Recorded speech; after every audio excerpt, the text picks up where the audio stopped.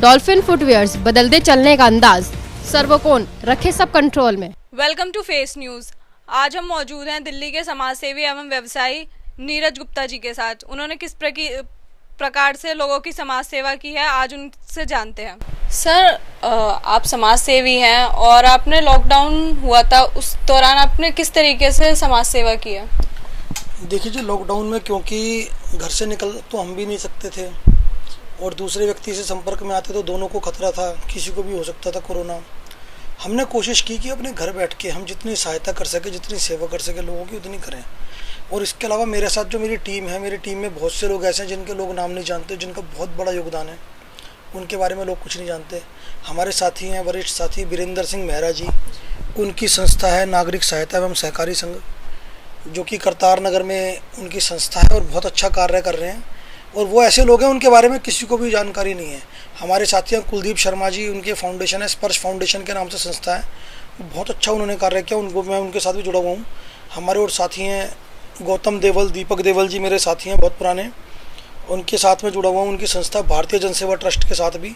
और हम लोग जो हम कार्य करें, हमने कहा क्योंकि हमने देखो अपनी भी रक्षा करनी ज़रूरी है और दूसरे व्यक्ति को सहायता भी करनी ज़रूरी है।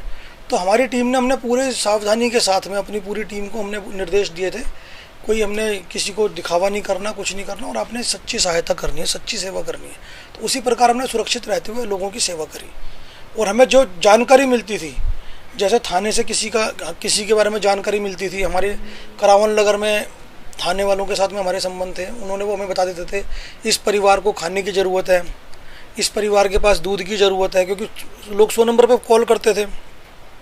कोई कहता मेरे पास राशन ख़त्म हो गया है, कोई भी कहता था, तो थाने से हमारी संस्था के पास में कॉल आता था, जो गौतम देवल जी उसको कॉल को अटेंड करके और जो भी ज़रूरतमंद व्यक्ति होता था उसके घर पे आधी रात को भी सहायता करके आते थे।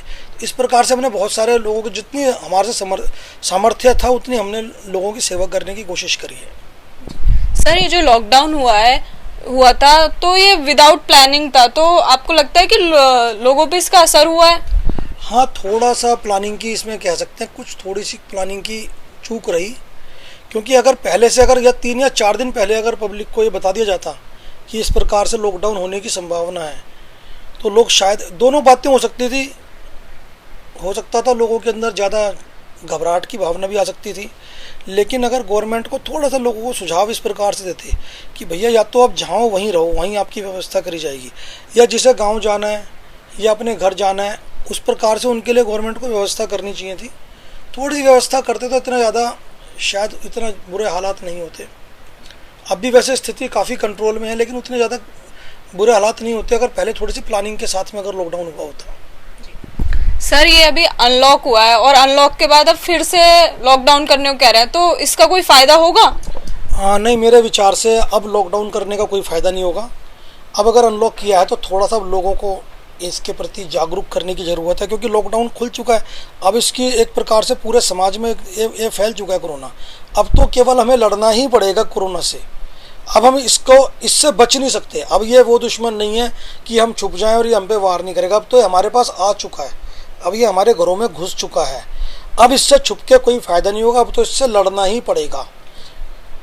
और इससे लड़ने के लिए हमें अपने इम्यून सिस्टम को मजबूत करने की ज़रूरत है, अपनी इम्यूनिटी पावर बढ़ाने की ज़रूरत है, अपने खान पान में हमें थोड़े बदलाव लाने की ज़रूरत है। हमें ज़्यादा से ज़्यादा घर का बना हुआ अपना खाना, साथ में जो हमें ताकतवर वस्तुएं हैं, अदरक है, सौंठ है, लौंग है, काली मिर्च है, इस प्रकार से एलोवेरा है, या और इस प्रकार की आयुर्वेदिक चीज़ें, तुलसी का हमें अधिक से अधिक इस्तेमाल करना चाहिए। गर्म पानी का सेवन करना चाहिए। जो हम ठंडा पानी बर्फ़ का फ्रिज का पीते हैं उससे बचना चाहिए, बल्कि हमें गुनगुना पानी पीना चाहिए हर समय। और दिन में कम से कम 2 बार हो सके तो अच्छा सा तेज़ गर्म पानी पीना चाहिए, जिससे कि हमारे गले में अगर कहीं कोरोना का वायरस है तो वो हमारे पेट में चला जाएगा या मर जाएगा। इसके अलावा अब हम सोचें कि हम इससे बच जाएंगे, छुप जाएंगे, अब ये मुझे नहीं लगता कि हम इससे छुप पाएंगे। अब तो हमें अपने आप को इससे लड़ाना पड़ेगा।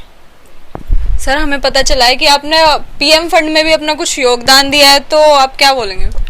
जी, वो जो अपनी हमारे से हो पाया, जितना हम कर पाए, हमने अपनी तरफ से कोशिश की अपनी सरकार को सहायता करने की, क्योंकि पीएम ने हमारे आह्वान किया था जनता से कि अधिक से अधिक जो भी आप सहायता कर सके पीएम केयर में सहायता करें।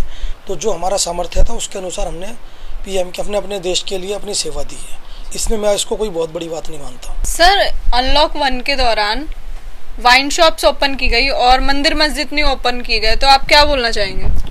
देखिए जी, वाइन शॉप जिस प्रकार से ओपन की गई, देखिए सरकार को ठीक है, ज़रूरत है रेवेन्यू की, मैं मानता हूँ, पैसे डबल कर देते या 70% जो भी उन्होंने चार्ज लगाना था लगाते, उन्हें शॉप नहीं खोलनी चाहिए थी। उसकी वजह कुछ ऐसी व्यवस्था करते कि भाई जो इनको पीनी है आप ऑर्डर करो, ऑनलाइन ऑर्डर करो और आपके घर पहुंचेगी होम डिलीवरी। उससे एक बेनिफिट और होता, आप उनका आधार कार्ड का नंबर लेते, भैया अपना आधार कार्ड का नंबर दो, आपके घर पे वाइन पहुंचेगी। अगर कोई गरीबी रेखा से नीचे का आदमी शराब मंगा रहा है तो उसको, भाई तू राशन खरीदने के तुम्हारे पास पैसे नहीं है, आप शराब कैसे मंगा रहे हो, इस चीज़ की जानकारी भी सरकार के पास में आती। बहुत सारी और जानकारियाँ सरकार को मिलती, उनके पड़ोसियों को पता चलता, हाँ जी हमारा पड़ोसी शराब भी पीता है। बहुत सारी चीज़ें ऐसी हैं जो लोगों को पता चलती, लोग सामने आते। और गवर्नमेंट को जहाँ तक सवाल है रेवेन्यू का, रेवेन्यू जनरेट होता, भीड़ भाड़ की समस्या से छुटकारा मिल जाता। जो इतनी लंबी लंबी लाइनें लगी, इनसे छुटकारा मिल जाता। गवर्नमेंट थोड़ा सा चाहे, थोड़ा सा सिस्टम को स्मार्ट करके, अभी भी गवर्नमेंट कर सकती है इस सिस्टम को स्मार्ट।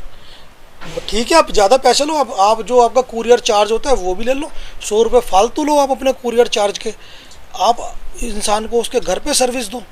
और रहा सवाल मंदिर मस्जिद खोलने का, यहाँ मैं मानता हूँ कि सरकार को थोड़ा सा अभी और इसे रोकना चाहिए, मेरा मानना है।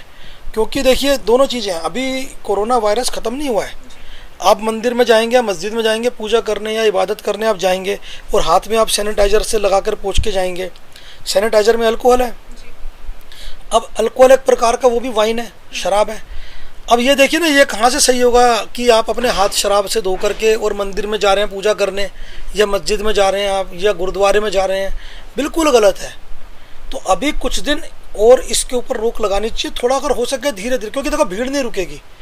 जैसे ही आप मंदिर मस्जिद चीज़ें ओपन करेंगे ना, भीड़ नहीं रुकेगी, भीड़ पहुँचेगी, फिर अव्यवस्था फैलेगी, बीमारी भी बढ़ सकती है उससे। तो अभी थोड़ा सा इसमें और रुकने की ज़रूरत है मेरे विचार से, जब तक थोड़ा सा इस पर और कंट्रोल नहीं हो जाता। बाकी गवर्नमेंट जो सोचेगी इसके लिए अच्छा ही सोचेगी लोगों के लिए। और बाकी जो लोग पूजा करने वाले हैं और इबादत करने वाले हैं, उनसे मेरी एक गुजारिश है, निवेदन है मेरा, अपने घर में बैठ के भगवान को याद करें, अल्लाह ताला को याद करें, क्योंकि परमात्मा जो है वो हमारे अंदर हृदय में होते हैं। सबसे बड़ी बात, जहाँ हम सच्चे मन से उनको पुकारेंगे वो वहीं हमारी आवाज़ सुनते हैं। ज़रूरी नहीं है कि हम मंदिर में जा कर के भगवान को बोलेंगे पुकारेंगे तो ही वो सुनेंगे, ऐसा जरूरी नहीं। कुछ दिन की बात है, थोड़ा सा संयम रखें, भगवान कोई जाएंगे नहीं, वहीं रहेंगे, वहीं मिलेंगे, ठीक है ना। बस यही कहना चाहूँगा। और बाकी सावधान रहें, सुरक्षित रहें, खुद भी रहें, दूसरों को भी रखें। Thank you so much sir, thank you.